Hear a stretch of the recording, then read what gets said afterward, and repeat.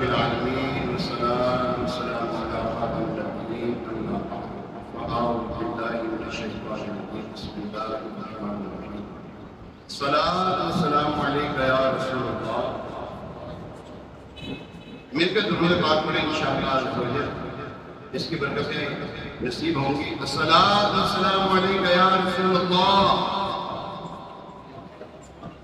وعلى آلك وأصحابك يا حبيب الله الصلاة والسلام عليك يا نبي الله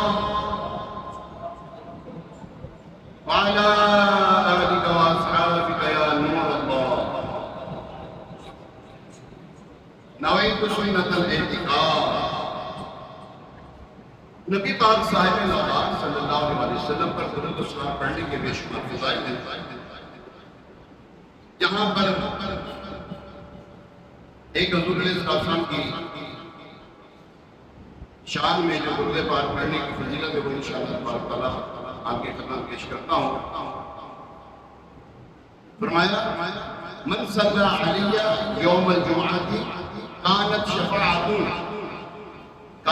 شفاعت لہ عند یوم القیامہ او کما قال علیہ السلام فرمایا جو شخص جمعہ کے دن مجھ پر درود شریف پڑھے گا روز قیامت میں اس کی شفاعت میرے ذمہ کرم پر ہوگی اس کی شفاعت میرے ذمہ کرم پر ہوگی کون کس کے اوپر جو مجھ پر درود پاک پڑھتا ہو اللہ کریم ہمیں بھی کثرت کے ساتھ درود و سلام پڑھنے کی توفیق عطا فرمائے آئیے گفتگو رسول برکت کے لیے بھائی سلامت کے لیے حضور کے ساری امت کے سارے ثواب کے لیے درود پاک پڑھے تھے صلوات و سلام علیک یا رسول اللہ وعلى آلك وأصحابك يا حبيب الله الصلاة والسلام عليك يا نبي الله وعلى آلك وأصحابك يا خاتم النبيين اللهم صل على سيدنا ومولانا محمد طب القلوب ودوائها وعافية الأبدان وشفائها ونور الأبصار وضيائها وعلى آله وأصحابه وبارك وسلم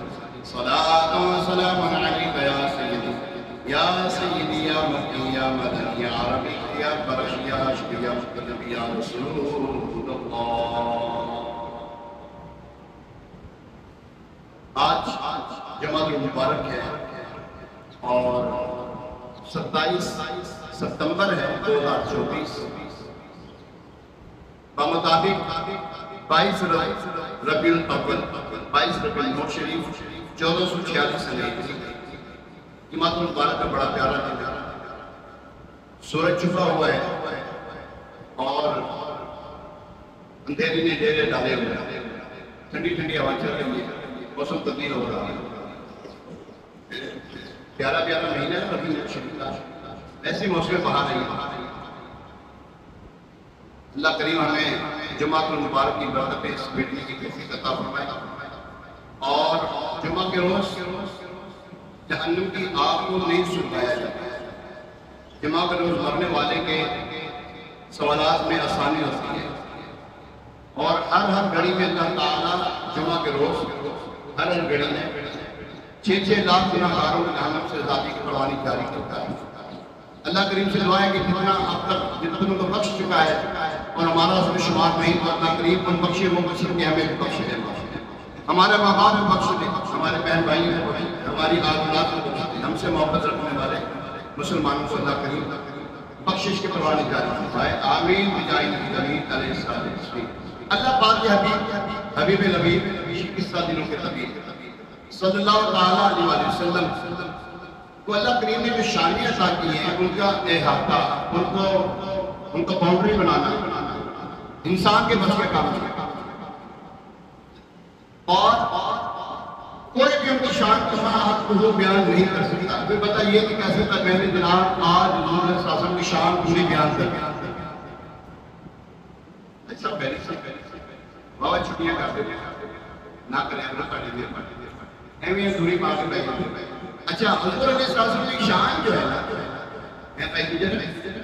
کوئی شان نہ حضور علیہ السلام کی کما ہم کو بیان کر ہی نہیں سکتا بشار کہتے ہیں زندگیاں ختم ہوئی جی زندگیاں ختم ہوئی اور قلم ٹوٹ گئے زندگیاں ختم ہوئی اور قلم ٹوٹ گئے پر تیرے اوصاف کا ایک بار بھی پورا نہیں.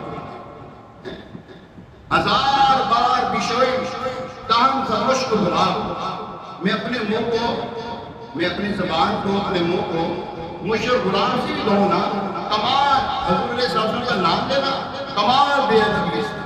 حضور علیہ السلام کی شان، ان کی کمالات کو بیان کرنا ہر ایک کی بس کی بات ہے. آنا لکھتے نا، اے رضا خود صاحب قرآن مداح رسول، اے رضا خود صاحب قرآن، یعنی کہ اللہ تبارک و تعالیٰ صاحب قرآن مداح رسول، تو اس سے کب ممکن ہے پھر مداح رسول کا؟ حضور علیہ السلام کی شان کو کیسے بیان کر سکتا ہے؟ آپ وہ دیکھو نا، پیر محمد علی شاہ صاحب رحمۃ اللہ علیہ، اللہ اکبر، بڑا کچھ کہنے کے بعد کیا کہتے ہیں؟ چپ کر میں علی احتجاج نہیں بولوں گی، چپ کر میں علی احتجاج نہیں بولوں گی. یہ اتنا کچھ کہنے کے بعد صبر کہوں کہ مالک و مولا کہوں تجھے، باغ خلیل کا گل زیبا کہوں تجھے. اللہ نے تیرے جس میں منور کی تابش، اے جانے جان میں جانے تجلا کہوں تجھے، سرور کہوں، سرور یہ سردار تو کہ حسن و سردار، سرور کہوں کہ مالک و مولا کہوں تجھے، باغ خلیل کا گل زیبا کہوں تجھے. اللہ نے تیرے جس میں منور کی تابشیں، اے جانے جان، اے جانے جان میں جانے پہ جنت کہوں. آگے کہتے ہیں لیکن رضا نے اپنے سفر اس پہ کر دیا، مالک کا خالق کا بندہ خلق کا آقا کہوں تجھے. حضور نے سازن شان کا چھوڑ کر پاؤ، تیرے میرے بس کی بات نہیں نا، تیرے میرے بس کی بات نہیں. حضور نے سازن فرماتے ہیں میری حقیقت کو میرے رب کے سوا کوئی نہیں جانتا. میری حقیقت جو ہے میرے رب کے سوا نہیں جانتا. اور حضور علیہ السلام کا ایک وصف ہے، بڑا پیارا وصف، امی. اس کو جو غلط پیرائے میں جو ہے وہ پیش کیا جاتا ہے، ان کے پاس ایک چیز جائے مطلب چھلیاں بیچنے والے ہوتا ہے، چھلیاں بیچنے سکے دان ہو انہوں نے لفظ کام کیا سرکار کی صلاح ہمیں بیان کرنا. امی جو ہے نا وصف ہے اچھا، یہ حضور علیہ السلام کی شان کا لفظ ہے. ہاں یہ شان میں ہے، شان کیا بات ہے. کائنات میں مخلوق میں سے کسی سے نہ بڑا ہو، مطلب یہ ہے. اور آپ کو پڑھانے والا خود رب کائنات، خود رب کائنات آپ کو پڑھانے والا. یہاں پر کچھ میں نے قلم اٹھایا ہے حضور علیہ السلام کی علم شریفہ پر. اللہ کریم قرآن پاک میں ارشاد فرماتا ہے بسم اللہ الرحمن الرحیم اللہ علم الانسان ما لم يعلم، انسان کو سکھایا جو وہ نہ جانتا تھا. ایک قول یہ یہاں ہے، ایک قول سے مراد یہاں انسان سے مراد حضرت آدم علیہ السلام، اور جو انہیں سکھایا اس سے مراد اشیاء کے ناموں کا علم. جیسا کہ دوسرے مقام پر اللہ تبارک تعالیٰ نے ارشاد فرمایا وعلم آدم الاسماء كلها، اور اللہ تعالیٰ نے آدم کو تمام اشیاء کے نام سکھا دیے. کس نے سکھایا؟ اللہ نے. فرشتے نے نہیں، اللہ نے سکھایا. فرشتے تو آپس میں چیزوں وہی کر رہے تھے نا، تو فرمایا تم اس کے پر اعتراض کر پوچھو، ہے طرح سے کچھ پوچھنا چاہتے ہو پوچھو. جب اللہ نے نام سکھا دیا سارا کچھ بتا دیا. اللہ اکبر. اور ایک قول یہ ہے یہاں انسان سے حضور علیہ السلام کی ذات مراد ہے. جیسا کہ ایک اور مقام پر نبی کریم صلی اللہ علیہ وسلم کے بارے میں اللہ پاک نے ارشاد فرمایا وَعَلَّمَكَ مَا لَمْ تَكُنْ تَعْلَمُ، سورہ نساء آیت نمبر 113. وَقَانَ فَضْلُ اللَّهِ عَلَيْكَ عَظِيمًا، اور آپ کو وہ سب کچھ سکھا دیا، آپ کو وہ سب کچھ سکھا دیا جو آپ نہ جانتے تھے. اور آپ پر اللہ کا فضل بڑا ہے، بڑا نہیں بہت بڑا ہے. حضور علیہ السلام پر اللہ کا فضل بہت بڑا ہے. اب یہ بہت کی نہ میں تفسیر کر سکتا، نہ میں اس کی ڈیفینیشن میں جا سکتا کہ بہت کیا ہے. بہت رب جانے اس کا معلوم ہے. واللہ یعطی وانا قاسم، اور کما قال علیہ السلام ارشاد فرمایا آقا دو جہاں صلی اللہ علیہ وسلم نے اللہ دیتا ہے اور میں تقسیم کرتا ہوں. اللہ دیتا ہے اور میں تقسیم کرتا ہوں. اللہ تبارک تعالیٰ نے کیا دیا، معبود کو کیا دے رہا ہے، کیا دیتا رہے گا. اور حضور علیہ السلام سے لینے والے نے کیا کچھ نہیں دیا. کیا کچھ نہیں لیا دینے والے نے. صدیق اکبر آئے تو سچائی کے پیکر بن گئے. عمر فاروق آئے اپنے انسان کے پیکر بن گئے. عثمان غنی آئے تو حیات کے پیکر بن گئے. مولا علی شیر خدا آئے تو شجاعت کے پیکر بن گئے. صحابہ کرام کو ہر ایک کو الگ الگ شان عطا فرمائی. ہر ایک کی الگ الگ شان ہے. ہر صحابی کی الگ شان ہے. اور انہی کی وجہ سے حضور علیہ السلام کی وجہ سے آپ وہ عدد لکھتے نا وہ جہنم میں گیا جو ان سے مستغنی ہوا. عدد لکھتے ہیں وہ جہنم میں گیا جو ان سے مستغنی بے پرواہ ہوا. جو کہتے ہیں مجھے سرکار کی ضرورت نہیں معلوم اللہ. وہ جہنم میں گیا جو ان سے مستغنی ہوا ہے خلیل اللہ کو حاجت رسول اللہ کی. اور حضرت ابراہیم علیہ السلام کو حاجت تھی تو کہا نہ جانتا وہ آخری نبی میری آنکھ میں سے کرتے میری اولاد میں سے کرتے کیوں کہا؟ ان کو شان پتہ ہے. ان کو شان پتہ ہے کہ اس آخر الزمان محبوب جان صلی اللہ علیہ وسلم کی شان کیا ہے وہ جانے اور اس کا رب جانا. تو پیارے ہو گیا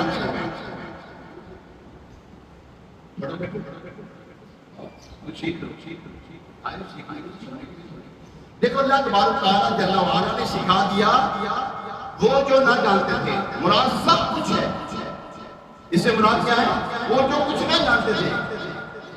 میں نے یہاں پر ایک تمثیل تو نہیں ہے. حضور علیہ السلام کی بارگاہ میں مثال دے نہیں سکتے کوئی تمثیل ہے نہیں لیکن سمجھانے کے لیے بات کروں. ایک استاد ہے بڑا قابل استاد ہے.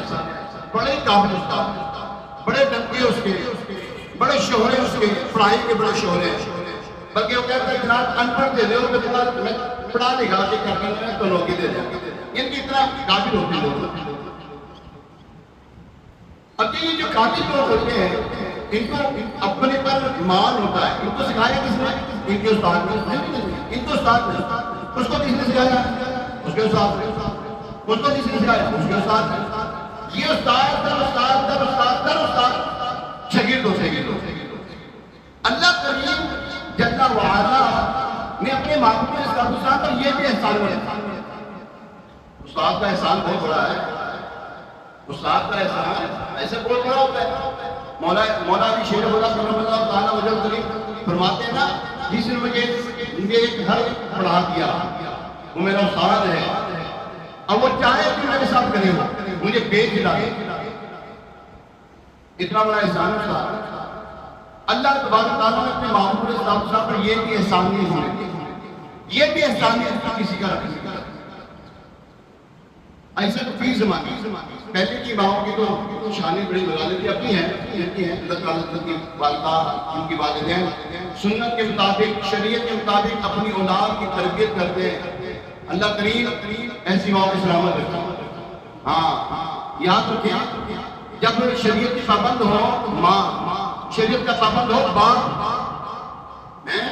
اور بالکل ذرا برابر بھی شریعت کے خلاف ورزی نہ ہوتا پھر غسل ورا پیدا ہوتے ہیں. ہاں پھر اس دور میں غسل ورا چلتے ہیں. اور جب دنیاوی طور پر آج پہلے تو ٹی وی کا دور تھا تو جناب موبائل کا دور آ گیا. اب ماں دودھ پلا رہی ہے ٹک ٹاک دیکھ رہی ہے. ماں دودھ پلا رہی ہے دنیاوی معاملات کو دیکھ رہی گالیاں دے رہی ہے کوسنے دے رہی ہے بدوائیں دے رہی ہے گانے سن رہی ہے. تو بیٹا گانوں کا ہی حافظ ہوگا قرآن کا حافظ ہوگا. ایسے ہو گیا. تو پیارے محترم صاحب یہاں پر حضور صلی اللہ علیہ وسلم کا دنیاوی طور پر کوئی استاد نہیں ہے. دنیاوی طور پر حضور صلی اللہ علیہ وسلم کا کوئی استاد نہیں. اللہ اکبر. یہاں پر اللہ تبارک تعالیٰ کی محبوب صاحب کی جو شان اللہ تبارک تعالیٰ نے قرآن پاک میں نازل فرمائی سکھایا ہے ہمیں وَعَلَّمَكَ مَا لَمْ تَكُنْ تَعْلَمُ اور تمہیں وہ سب کچھ سکھا دیا جو تم نہ جانتے تھے. یہ آیت مبارکہ حضور علیہ السلام کی عظیم مدح پر عظیم یہ ثنا خوانی پر مشتمل ہے. اللہ عز و جل نے فرمایا اے حبیب صلی اللہ تعالیٰ علیہ وسلم اللہ تعالیٰ نے آپ پر کتاب اور حکمت نازل فرمائی اور آپ کو دین کے امور شریعت کے احکام اور غیب کے وہ علوم عطا فرما دیے تو آپ نہ جانتے تھے۔ نبی کریم صلی اللہ تعالیٰ علیہ وآلہ وسلم کہ علم غیب کے مطابق چند ضروری باتیں آپ کی خدمت میں پیش کر یہاں حضور شافعی یوم النشور صلی اللہ تعالیٰ علیہ وسلم کی علم غیب کے مطابق چند ضروری باتیں ذہن نشین رکھیں کہ مسلمانوں کا عقیدہ اس کے بارے میں کیا ہے۔ یہ باتیں پیش نظر رہیں تو انشاءاللہ عزوجل کوئی گمراہ بہکا نہ سکے گا اور اپنی گمراہی کو پھیلا نہیں سکے گا۔ ہم انہیں سنتے نہیں، ہم سیکھتے نہیں ہیں۔ ہم سیکھ لیں تو انشاءاللہ تبارک تعالیٰ پھر نہ جواب دیں کسی کو۔ سیکھنا جو ہے جواب دینے کے لیے نہیں، اپنے علم کے لیے سیکھیں، اپنے علم میں بحث کرنے کے لیے علم نہ سیکھیں۔ یہ علماء کرام کا کام ہے، وہ جاننے کا کام ہے۔ مفتیان کرام اس کام کے لیے جو ہے نا لِكُلِّ فَنٌ رِجَالٌ، ہر کام کا مرد ہوتا ہے، مفتیان کرام اس کام کے لیے مرد ہیں الحمدللہ، انہی کا کام ہے۔ ہم سیکھیں بس، علماء کرام کے بارگاہ میں حاضر ہو کر سیکھیں کہ ہمارے حضور علیہ السلام نے ہمارے آقا و مولا صلی اللہ علیہ وسلم کو اللہ تعالیٰ نے کیا کچھ عطا کیا ہمیں بتائیں تو صحیح۔ پھر اگر سنی صحیح عقیدہ ہوگا نا، مسلط اعلیٰ حضرت والا ہو تو آپ کو بتائے گا ہاں حضور علیہ السلام اللہ حضور کو بڑی شانیں عطا کی ہیں۔ سب سے اولا و اعلیٰ ہمارا نبی، سب سے بالا و اعلیٰ ہمارا نبی، اپنے مولا کا پیارا ہمارا نبی، دونوں عالم کا دولہ ہمارا نبی۔ ہمارے آقا نے صلی اللہ علیہ وسلم کو شامل کیا ہے۔ چنانچہ سرکار آقا مجدد دین و ملت امام اہل سنت شاہ امام احمد رضا خان علیہ رحمۃ الخنان فرماتے ہیں بے شک غیر خدا کے لیے ایک ذرے کا علم ذاتی نہیں، بے شک غیر خدا کے لیے مخلوق کے لیے ایک ذرے کا علم بھی ذاتی نہیں ہے۔ ہم بھی یہی کہتے ہیں کہ حضور علیہ السلام کے پاس ذاتی علم نہیں، اللہ تعالیٰ کا عطائی ہے، ٹھیک ہے، اللہ تبارک تعالیٰ کی عطا کرتا ہے، ذاتی نہیں، کسی کے پاس نہیں۔ ذاتی اس قدر یعنی اتنی بات خود ضروریات دین سے ہے اور اس کا مطلب کافر ہے۔ دوسرے ارشاد فرمائے بے شک غیر خدا کا علم اللہ تعالیٰ کی معلومات کو حاوی نہیں ہو سکتا۔ ہم احاطہ نہیں کر سکتے، ہم سوچ بھی نہیں سکتے کہ اللہ تبارک تعالیٰ کا علم کتنا ہے۔ ہماری سوچ برابر کا درکنار تمام اولین و آخرین، انبیاء و مرسلین، ملائکہ و مقربین، سب کے علوم مل کر علوم الہیہ سے وہ نسبت نہیں رکھ سکتے جو کروڑ سمندروں سے ایک ذرہ سی بھی بون کے کروڑے حصے کو ہو۔ ایک بون ایک چھینٹ ہے نا، اس کا کروڑوں حصہ بھی نہیں، تمثیل بنتی نہیں آتا۔ اللہ اکبر،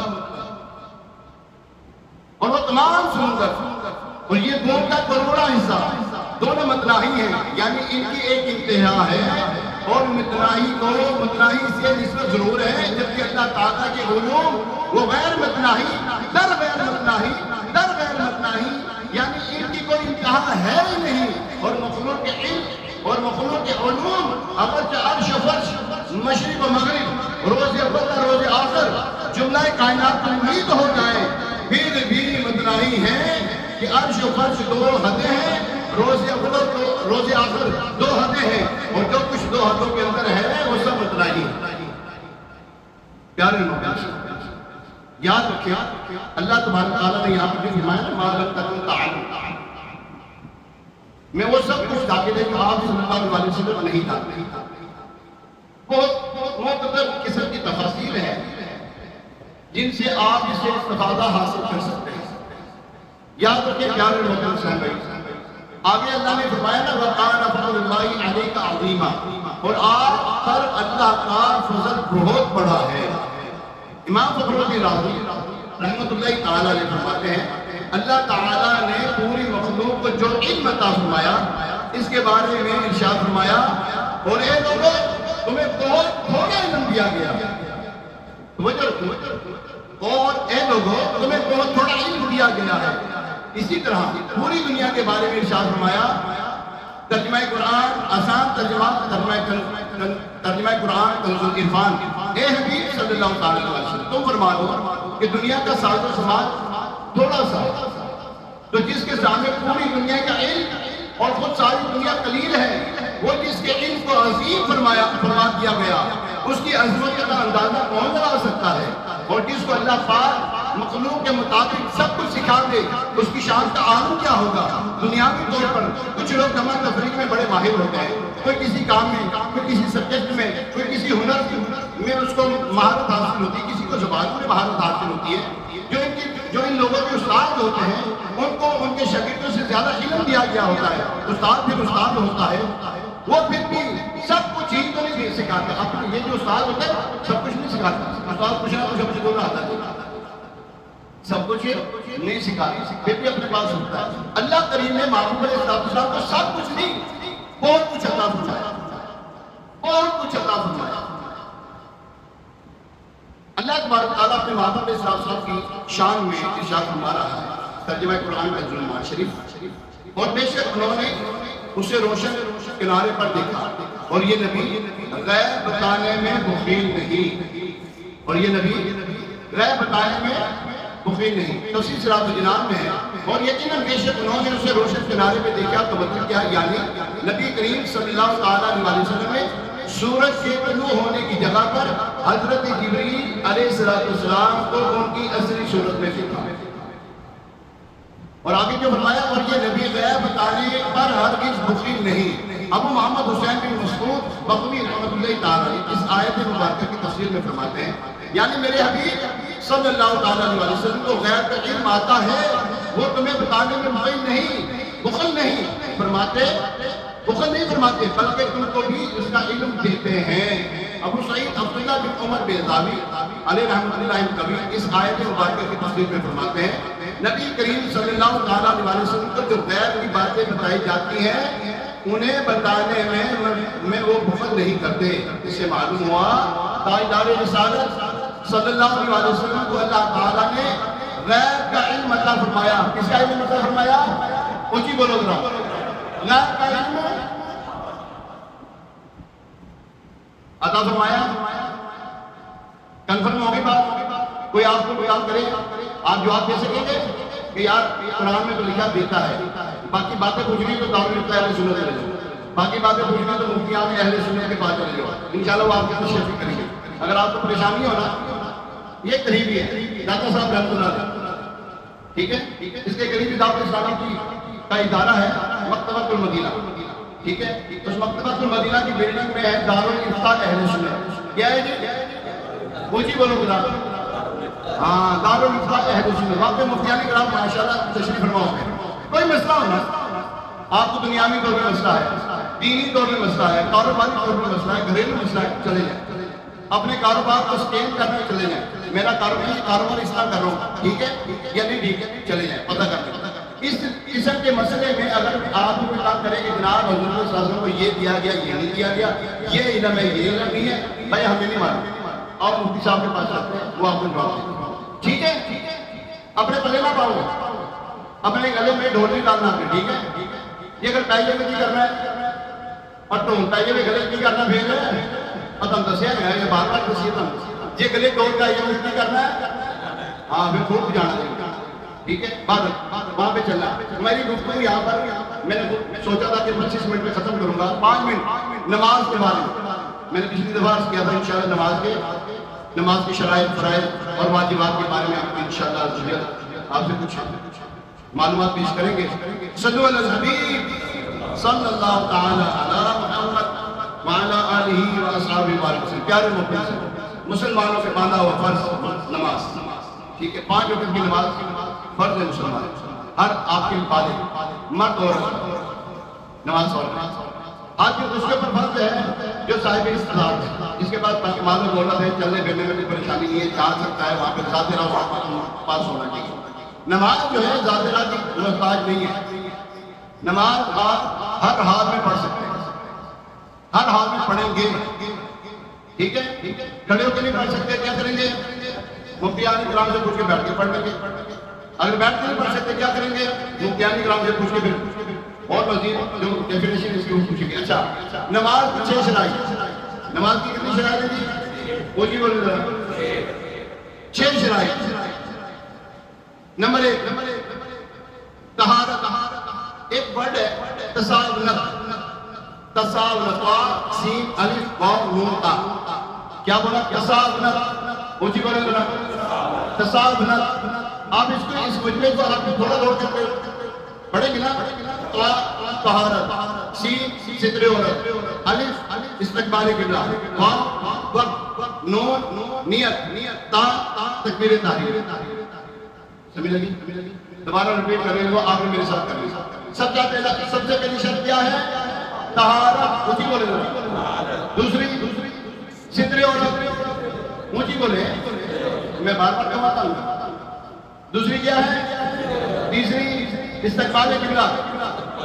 چوتھی وقت. چوتھی کیا ہے؟ پانچویں نیت. چھٹی تکبیر تحریم. یہ ہے نماز کی شرط. اس کے بغیر نماز نہیں.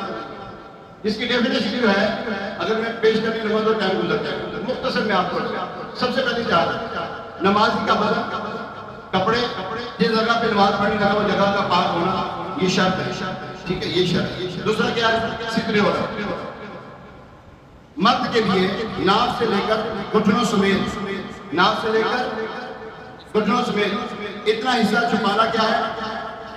یہ فرض ہے. ٹھیک ہے، اس ستر عورت ہے لیکن اس میں بھی کرنا ہے. آپ کے پاس کپڑے کوئی نہیں ہے، بالکل نہیں ہے. اتنا چھپانے کے لیے کم از کم کچھ چھپاؤ.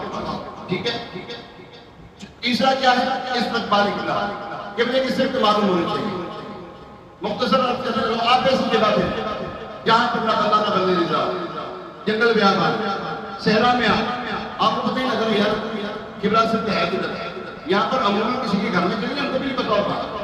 معاذ اللہ سے نماز نہیں پتا. نماز کی حالت کیا ہوگی وہ پھر بعد کی بات. اچھا آپ نے تحریک سوچ بچار کرنا، اپنے دل کو جما لینا.